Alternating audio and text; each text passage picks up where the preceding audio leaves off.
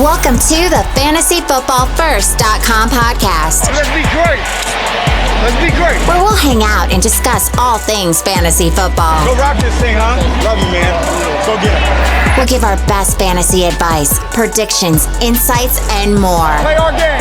All right? Play hard, but stay poised. Are you ready? I'm ready. I'm ready. I'm ready. The show starts with Devin, Rick, and Quinn right now. What is up, fantasy First fans? You did it again. I thought This kid. we need to all say welcome. All right. Okay, One, ready? 2, 3. Welcome. Okay, now that that's over with, today we are going to discuss the Denver Broncos backfield. We're going to see who they lost, who they brought in. We're going to talk about all the running backs and just our ideas and thoughts on how this backfield is going to shake out. Obviously, they brought in Melvin Gordon. Philip Lindsay was a 1,000-yard rusher from last season. Royce Freeman was a decent part of the equation last year. How's all this going to shake out this year? That's what we're going to discuss. So get your popcorn, your snacks, your goods, and enjoy this brief time with us. Devin, what do you got for us? Well, from what we saw of Drew Lock, he's not exactly an explosive quarterback at all. I think they're going to lean toward the running game more. They paid him a $16 million contract over 2 years. That's a lot of money. Yeah, Melvin Gordon's making bank. Yeah, and then Philip Lindsay loves being on the team. Fans love him. And he's actually a very successful running back. It's a weird situation, huh? I don't think he's going to go away. I think they're going to use both running I backs. think we can probably say that Royce Freeman ain't going to see a lot. No, I don't think so, yeah. That's the one thing that agree. we're pretty sure. Unless an injury happens. Yeah. I mean, You know, then Royce he's Freeman could be a surprising, 1-yard touchdown guy. Yeah, I mean, he'll spell here or there, but you're right. I mean, this is definitely a two guys in the backfield situation, and what we need to figure out is it going to be a 50-50 split? Is it going to be 60-40, 70-30, 80-20? I mean, where is it going to shake out, and who's going to get the shaking? So, Royce Freeman, the first half of the season, he averaged 11 carries. That's actually pretty good for a number 2. Yeah. And then the second half of the season, he averaged a little less than 6 carries per game. So it was a huge drop off just that after week 8. Is that going to tie into Melvin Gordon? Is Melvin Gordon going to see that? Or Philip Lindsay? Is Melvin Gordon or Philip Lindsay going to see that first half of the season of Royce Freeman or that second half? Exactly. Is he going to get 11 carries or a little under 6? Well, and I was surprised. I mean, most people were saying that Philip Lindsay wasn't a receiving back, and he had 35 receptions, which isn't a receiving back, but it is a back who can catch. So, I mean, he did have a lot of drops too. So he definitely needs to work on his actual catching skills, but he can catch. I mean, a lot of people were touting him as a basic running back who can't catch, but I mean, obviously he had 35 receptions, so he can catch. Is he going to be that second back or the third down back that comes in and expels Gordon this season and catch some passes and runs, or is it going to be where they both kind of come in and go out depending on how they're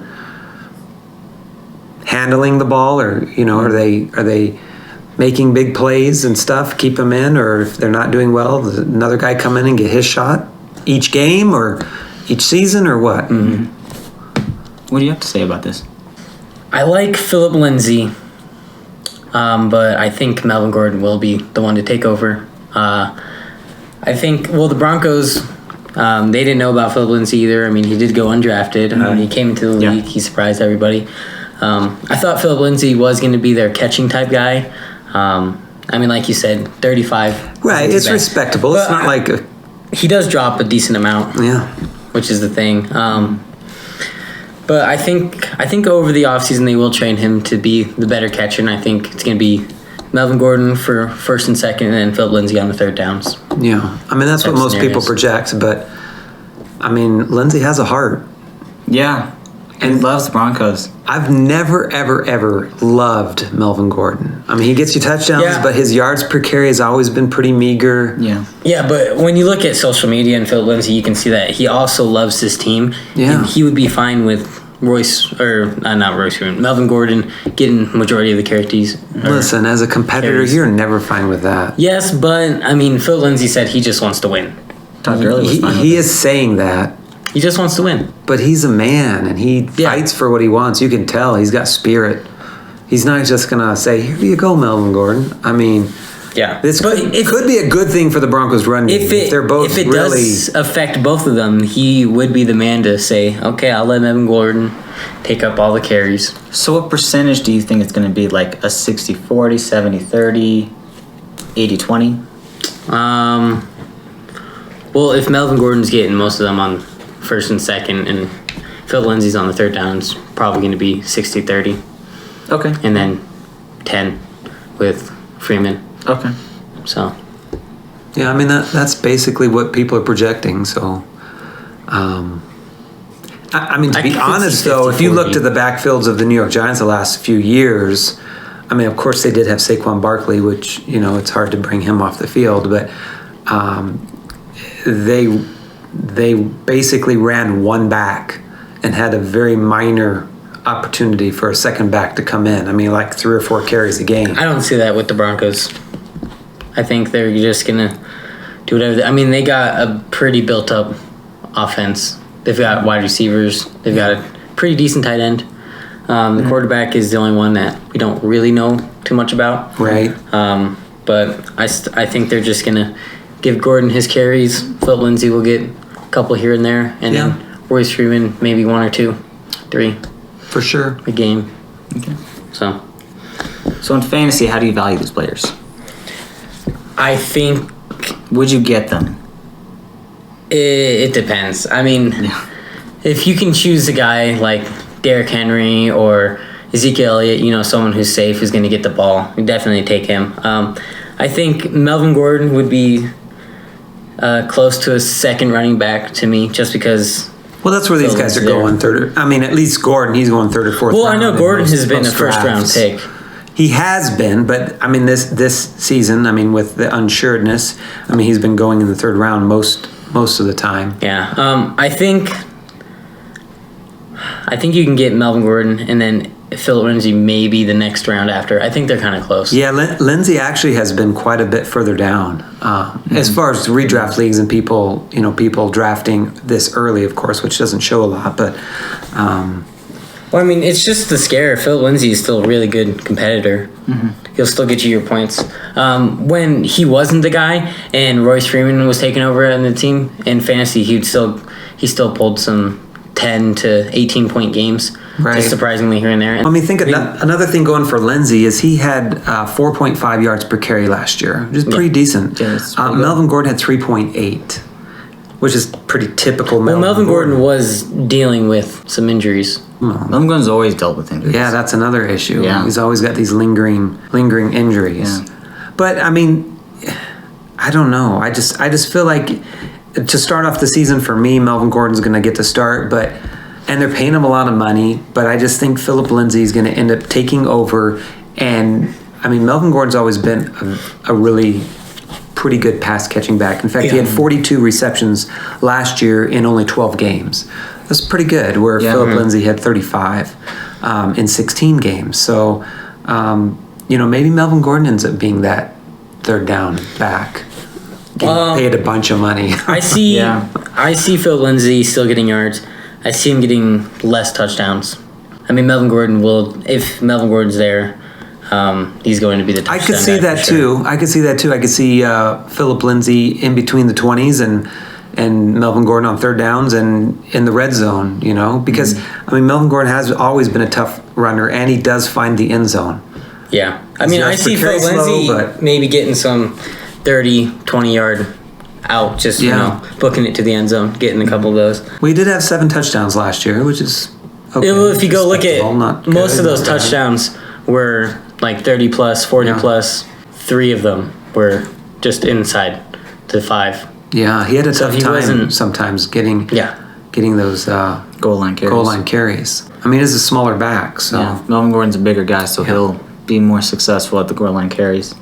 So back to fantasy. Do we want either of these guys on our fantasy football teams? I think I have Melvin Gordon ranked, if I remember correctly. They're not in front of me, but I think I have him between 15 and 20.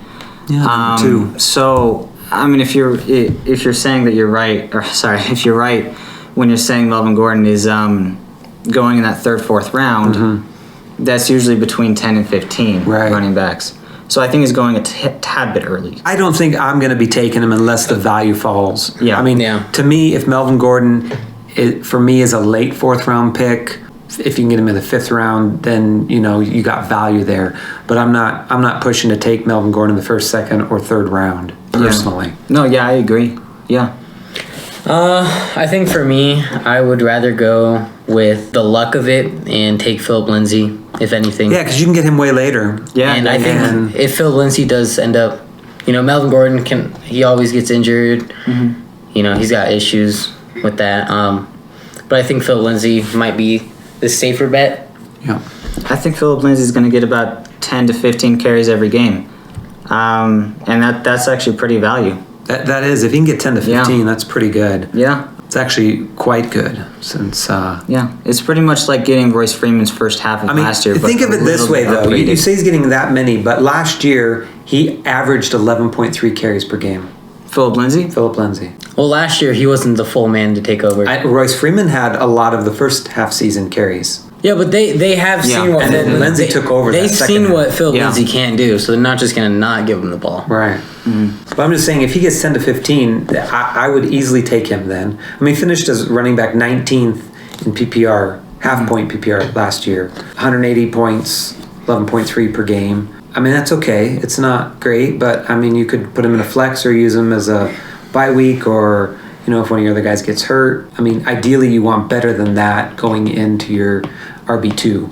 Yeah. Mm-hmm. But he could fill in, so if you're taking him later on, or a flex or something. Well, I guess that is our thoughts on the Broncos running backs. We hope you enjoyed that and got something from it. Yep. Obviously, it's still early. We will be updating this series as we find out more information and training camps actually take place.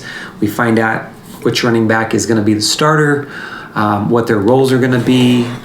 This year is obviously a little bit different, so it's taking longer to find things out. But once we know, we will get back to you guys and update our thoughts on this. But we appreciate you watching. We want to ask you to like our video if you can. Subscribe down below if you want to hear some more from us. And if you hit the notifications bell, you'll know as soon as we put a new video out. We're going to be trying to put these out every couple of days for you so that you can get all the information you need as the season rolls on.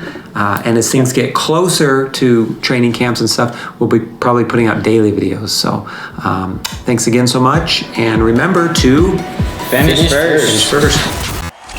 Thank you for listening to the FantasyFootballFirst.com podcast. Jackson throws the complete. Crabtree has it for a touchdown. We hope you enjoyed today's episode. Get more fantasy info and check us out at FantasyFootballFirst.com.